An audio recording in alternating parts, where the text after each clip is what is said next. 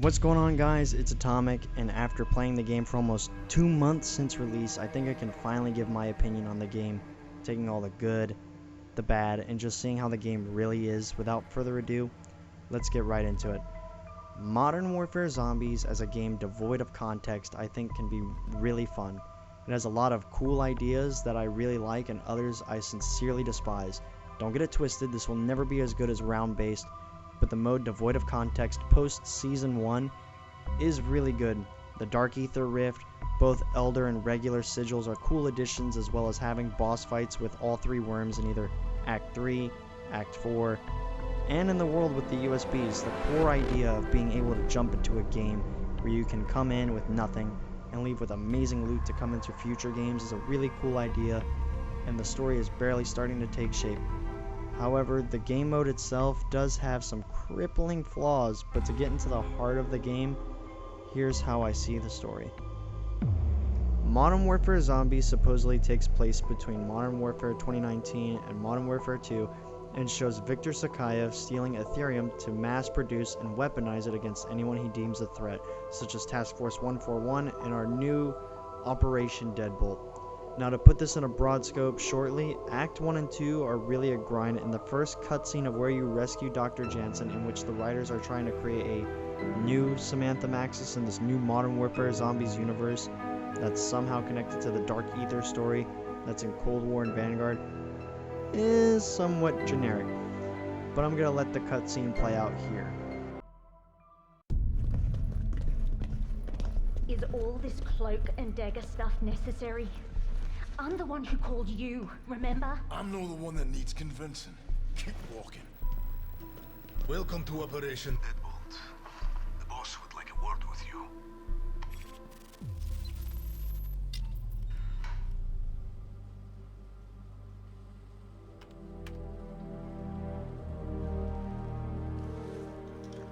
The company hired me to continue my research on energy production from n-dimensional interactions. It was purely theoretical, right up until it wasn't.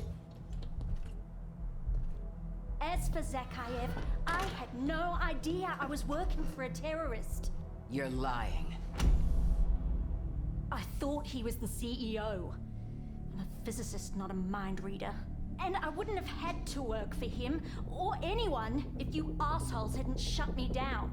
Zakhaev is still out there with even more weapons-grade Ethereum, but I happen to know he keeps it on his person at all times. Why would I tell you that if I didn't want him stopped? Look, I know this element down to its protons. I'm fairly certain I can find a way to neutralize it. Fairly certain won't cut it. Can you do it or not? Perhaps we should hear her out. Please, I have to fix this. I may be the only person who can.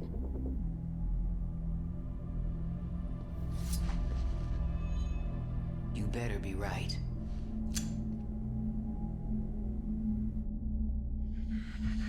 Extraction's going great. Gonna make a killing selling this Ethereum. When I've enriched enough to make more of these, you can do as you please with the rest. And what about our runner? She's played her part. Find her and kill her.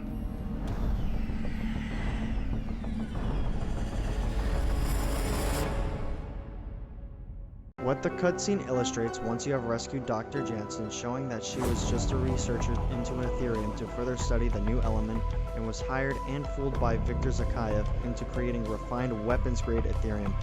Later on, she defects to Deadbolt and is rescued after completing 18 tedious objectives to finally get to the story mission, and where you get to see the cutscene.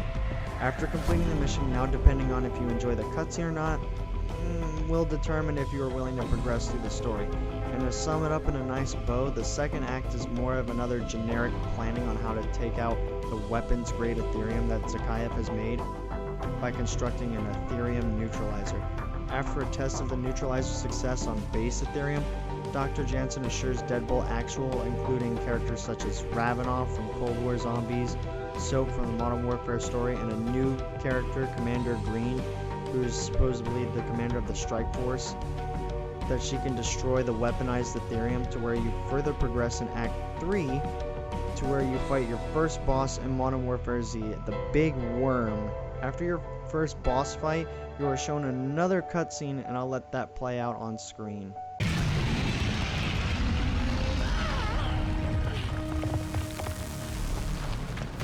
Dr. Jensen, wait!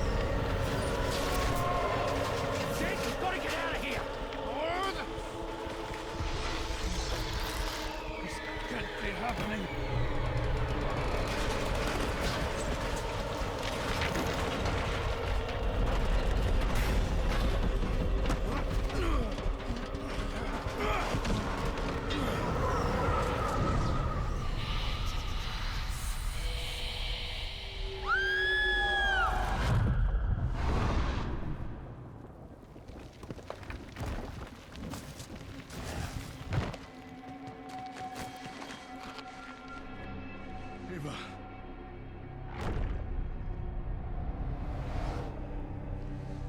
What happened? Do you not remember? No. I thought I heard a voice. Something calling from the other side.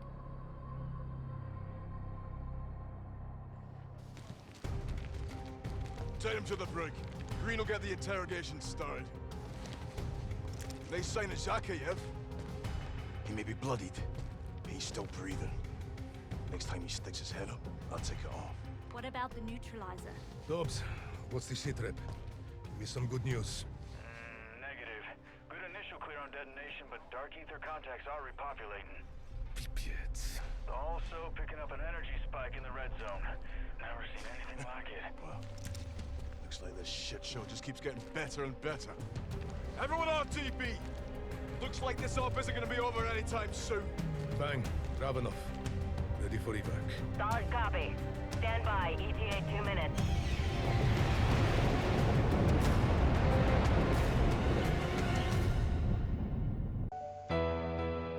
You're given a little mystery as to who is asking to be let in and a massive storm on the horizon. Then in Season 1, you have a portal that spawns in the exclusion zone by the high threat zone, as to where the strike team is supposed to investigate this new area, having a bit more atmosphere than the Warzone map and storytelling, as well as having its second major boss fight, which is just another worm. Once completed, it will show another cutscene that Dr. Jansen is having some hallucinations and hearing voices to where an unknown entity is still wanting to just be let in.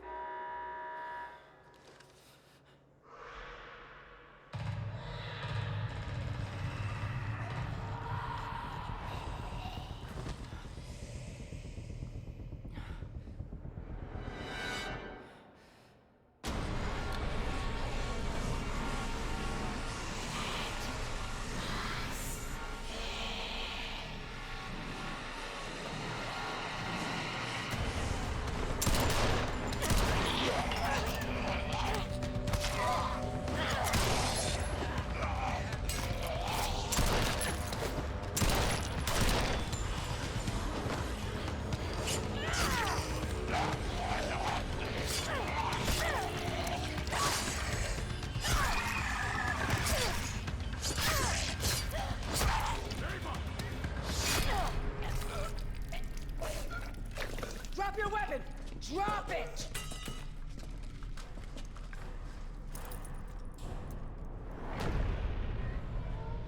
You will never be alone again.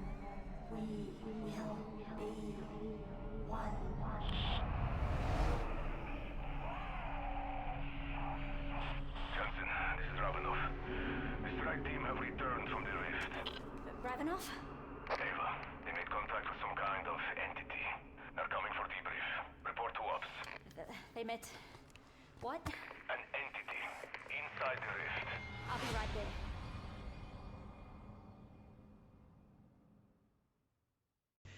And before you get to this point, if you were not able to get into the story due to the various tedious grind of Act 1, 2, and 3 to witness some of these better cutscenes, the story would be somewhat lacking, if at all having any, until Season 1, which is somewhat bare bones compared to Black Ops 3 or Cold War.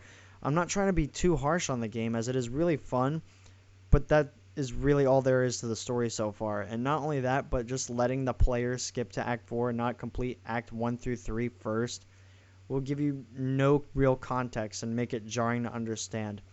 Now, as for the gameplay loop,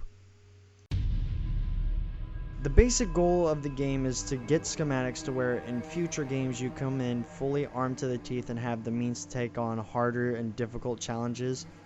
With that said, once you have extracted with all the schematics and have done all the act missions, there's really nothing else to do. Whether you're camo grinding for Borealis or helping another friend or buddy complete the act missions, once you've done everything, you've pretty much experienced everything the game has to offer. And it hurts me to say this, but it really has no real replay loop. Well, what do you mean by that? You load in, do contracts, increase your power level, and you're right. But once you hit the peak and have that maximum level and have all those schematics, you can just come in with a PAP 3 crystal and legendary wrench, have golden armor and ether blade. Very nice additions, well worth the grind. Check my solo guide if you need help in the link description down below. But back to the point.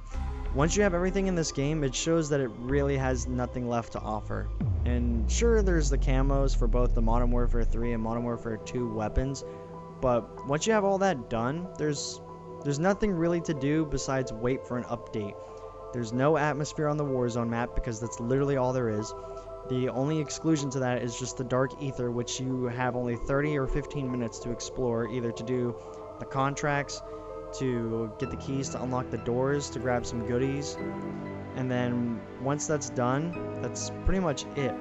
And not only that, but like, you have cooldowns that are outrageously long for 3 days for a PAP 3 crystal or the wonder weapons that have been nerfed, like the ray gun.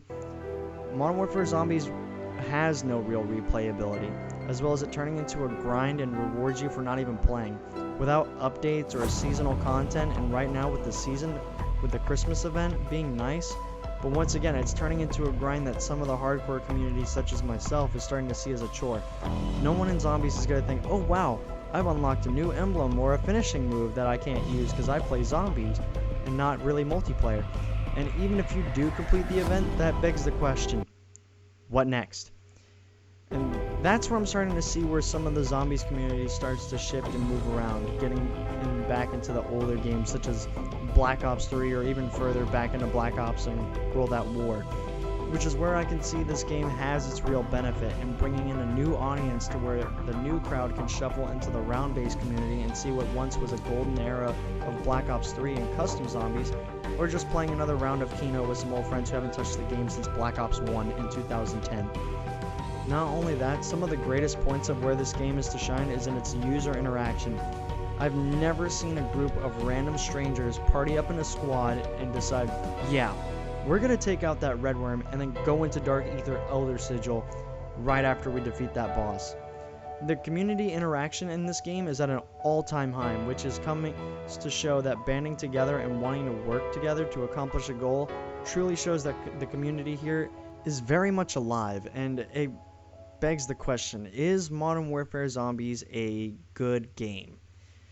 It's good for more of a casual perspective, but to the hardcore audience who are more into round-based, and players such as myself and many others who have already unlocked everything and have finished Borealis, it's really more or less turned into a menial grind into unlocking the schematics and getting the events done.